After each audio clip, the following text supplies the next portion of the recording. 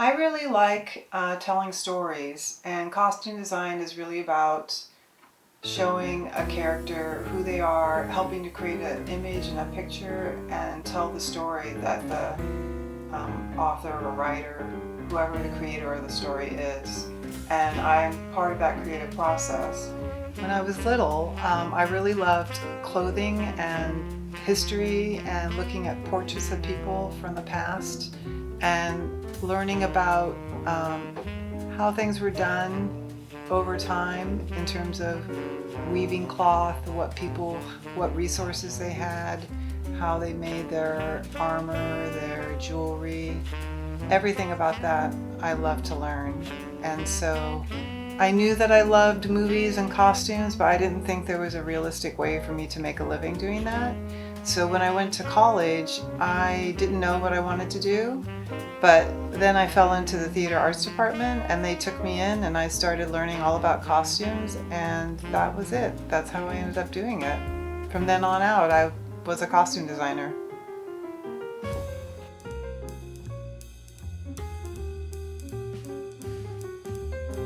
I went to the local university, San Jose State University in California, for my undergraduate degree. I received a BA in theater arts with an arts minor.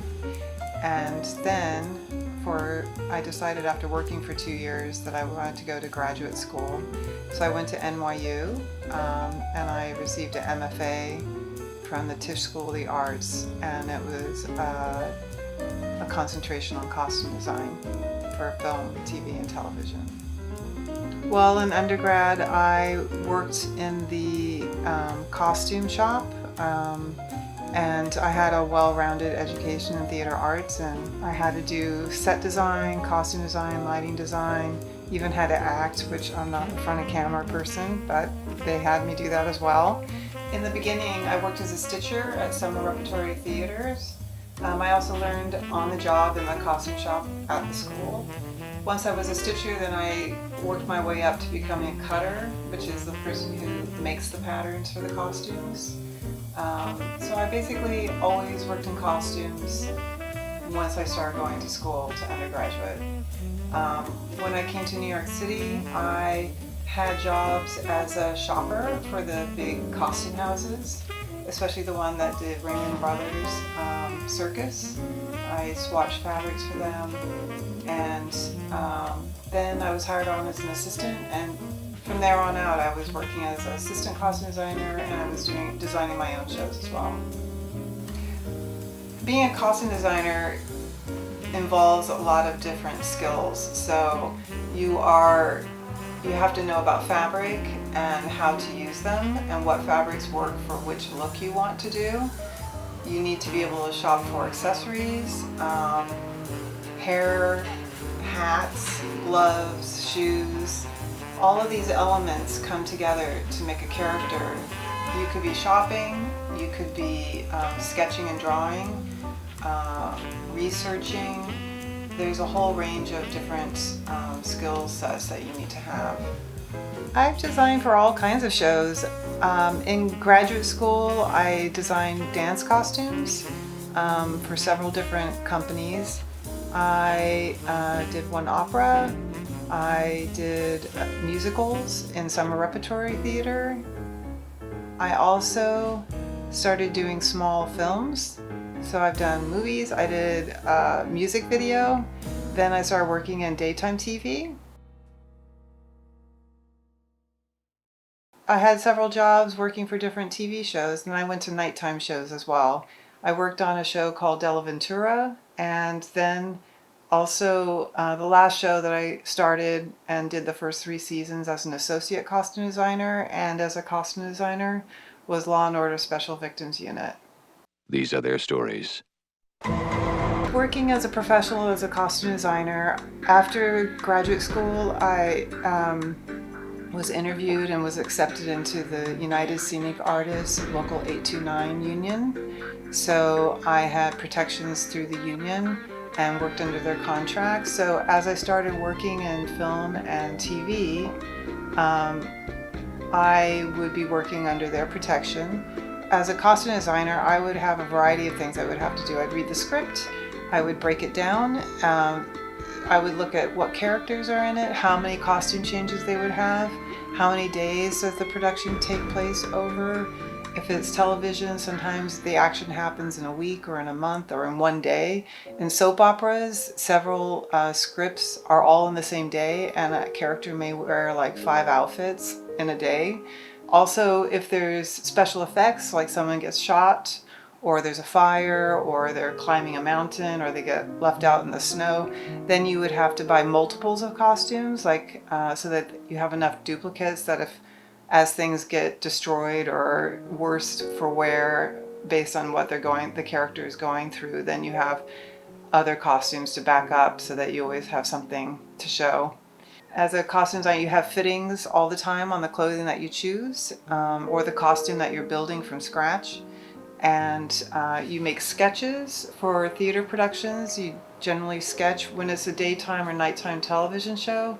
You do sketches less often because it's very quickly paced, and there's very little time between when you get the script for when you have to call the actors in when they get cast. I was very happy to be a costume designer. It's very exciting work, especially when you work in television and film. It's very fast paced. Every 7 to 9 days you're putting out a new episode. So you get a script and then you're creating the costumes within that next week, fitting them, having them go in front of the camera, and then it starts again after 9 days. You start over again. And so I love that fast paced production. When I was working as a costume designer, I had long hours, but also they were irregular. They weren't, you couldn't predict what time you would be working every day. And sometimes we would have to work very late. So once we had children and both of us were working a lot of hours, I decided it was more important for me to stay home and be with my children for the time being. And I ended up staying home, and that was the right choice for us to make. I really enjoy all kinds of artwork, and so I have found a lot of pleasure in making drawings and paintings, but recently, the last few years, I've been experimenting and learning how to do lino cut, and that's where you carve into a piece of lino or linoleum, and then you print it out, and you can do several layers that way, several different types of color, so I've enjoyed doing that. I've really enjoyed printmaking, exploring different types of printmaking methods. I have done some watercolors, some acrylic painting. I haven't really stuck to one consistent type of artwork. I try to work in making artwork every week, sometimes during the week and sometimes on the weekend. I've been participating in like a carving challenge that happens in December, and for a few years in a row now I've done Carve December, and you post every day your prints that you make on social media. It's just a fun way to connect with other artists who are doing a similar type of work. And I still sketch and paint sometimes, so I enjoy it. In the course of pulling out my projects that I had worked on when I was younger, I ran across this music video that I made called Fossil's the group. I remember doing that like in my apartment, making these space helmets and designing these uniforms for these outer space people and these aliens where I used a quilt to create the costumes. And I just think, you can do a lot with a small budget, and it's a lot of fun. So I'm proud of that because I was young, I had just gotten out of graduate school, and we put this music video together on a dime, but it really turned out looking great. Costume design is a wonderful type of artwork where you're creating a character and how they look and feel. You're contributing to the drama, and it's amazing what you can do by choosing what a person has on their body. I haven't really participated in costume design in recent years. I have 2 wonderful kids who really like to make their own costumes and really didn't want me to like dress them up or create things for them. So I actually kind of like it when they do that. It shows how creative they are, so yeah.